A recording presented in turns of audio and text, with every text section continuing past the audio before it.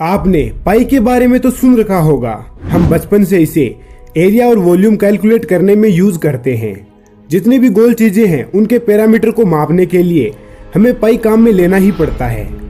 देखने में तो ये नंबर बड़ा सिंपल सा लगता है, लेकिन ये जितना सिंपल दिखता है उतना है नहीं।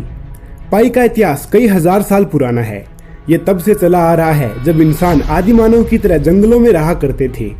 इसने पिरामिड्स बनाने में भी इंसानों की मदद की है और ऐसे ही ये साधारण सा दिखने वाला नंबर ना जाने कितने रहस्य अपने अंदर समेटे बैठा है। तो आज की इस एपिसोड में हम पाई के इतिहास से लेकर इससे जुड़े हुए कई ऐसे रहस्यों को जानेंगे जिन्हें आज तक आपने कभी नहीं सुना होगा। साथ ही हम ये भी जानेंगे कि कैसे पाई की वैल्यू भारत में सबसे पहले निकाल ली गई थी, लेकिन कभी उसे विश्व भर में मान्यता नहीं मिली। और वीडियो के लास्ट में आपको इसकी वैल्यू से जुड़े ऐसे फैक्ट मिलेंगे जिन्हें सुनकर आपको ये पाई और भी ज्यादा मजेदार लगने लग जाएगा।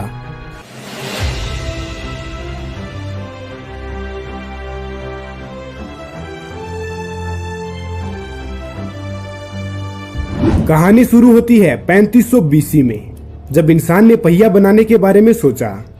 वैसे उनको पहिया नहीं चाहिए था, उन्हें सिर्फ एक ऐसी चीज चाहिए थी जो भारी सामान को इधर से उधर ले जाने में उनकी मदद कर सके। इसके लिए उन्होंने सब कुछ ट्राई किया। पूरी कोशिशों के बाद उनको एक बात समझ में आई कि जिस किसी शेप में जितनी ज्यादा बार सरफेस को पलटने की जरूरत पड़ेगी, उसे इधर से उधर ले जाने में उतनी ही ज्यादा मेहनत करनी पड़ेगी। तो उनको एक ऐसी शेप की जरूरत थी जिसमें या तो एक ही सरफेस हो ताकि उसे पलटना ही ना पड़े, या इतनी ज्यादा सरफेस हो कि पलटने में लगने वाली मेहनत कम से कम हो जाए। और उनकी ये तलाश गोल शेप पर आकर खत्म हुई। लेकिन उन्हें यह नहीं पता था कि एक परफेक्ट सर्किल कैसे बनाया जाता है, क्योंकि ना उन्हें इतनी समझ थी और ना ही उनके पास इतनी अच्छी तकनीक थी। समय बीतने के साथ साथ पहिए की तकनीक में तो सुधार होता गया, लेकिन अभी भी हम उस रहस्य से दूर थे जिसकी मदद से हम किसी चीज को एक ही प्रयास में गोल बना सके। सबसे पहले आर्किमिडीज ने इसमें ज्यादा दिलचस्पी दिखाई। उन्होंने ये पाया कि एक परफेक्ट सर्किल तभी बन सकता है अगर उसकी सरकमफ्रेंस यानी परिधि व उसके डायमीटर यानी व्यास का अनुपात 22/7 हो। और इसे ही हम आज तक किताबों में पढ़ते आ रहे हैं। लेकिन आपको कैसा लगेगा अगर मैं आपसे ये कहूं कि जो आपने पाई की वैल्यू 22/7 पढ़ी है वो गलत है? क्या? तो फिर हम 400 साल पहले की बात कर रहे हैं, जबकि हम आज तक पाई की एग्जैक्ट वैल्यू को नहीं निकाल पाए। आज हमारे पास सुपर कंप्यूटर है जो 2 × 10⁻17 कैलकुलेशन पर सेकंड करता है, लेकिन इतने फास्ट कंप्यूटर से भी हम पाई की पॉइंट के बाद सिर्फ 5 ट्रिलियन डिजिट तक वैल्यू को निकाल पाए हैं। तो पाई की वैल्यू के आगे तो सुपर कंप्यूटर भी हार गया, तो इंसान क्या चीज है? आपको ये सुनकर थोड़ा अजीब लगेगा, लेकिन मिस्र के पिरामिड्स के पैरामीटर्स को जब मापा गया तो ये पाया गया कि उनमें पाई की वैल्यू का इस्तेमाल किया गया था। पिरामिड्स में जो भी आकृतियां बनाई गई हैं वो सारी पाई की वैल्यू को सेटिस्फाई करती हैं। उनको इतने अच्छे तरीके से बनाया गया है कि उनकी मदद से पाई की पॉइंट के बाद 5 नंबर्स तक की वैल्यू को बिना किसी त्रुटि के प्राप्त किया जा सकता है। और रहस्य है।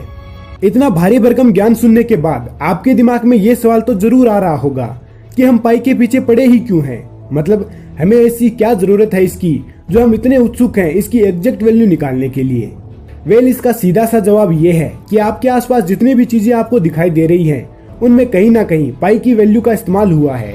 हवाई जहाज से लेकर स्पेस रॉकेट सब कुछ बनाने में पाई की वैल्यू का इस्तेमाल होता है।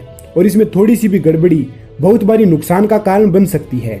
जैसे मंगल ग्रह पर जाने वाले यान में अगर आप पाई की वैल्यू को 3.14 की जगह 3.24 भी रख दें तो वो यान कभी शायद मंगल पर पहुंचेगा ही नहीं।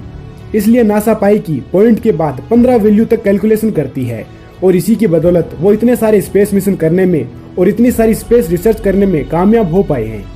आपके पास पड़े हर गैजेट या हर मशीन में कहीं ना कहीं पाई की वैल्यू का इस्तेमाल होता है। ग्रहों, उपग्रहों की कक्षा से लेकर सितारों की उम्र सब कुछ निकालने में पाई की वैल्यू को प्राथमिकता दी जाती है। यहाँ तक यूनिवर्स की डिजाइन, गैलेक्सी की शेप, एस्ट्रॉइड की गति, हर चीज को समझने के लिए हमें पाई का इस्तेमाल करना ही पड़ता है।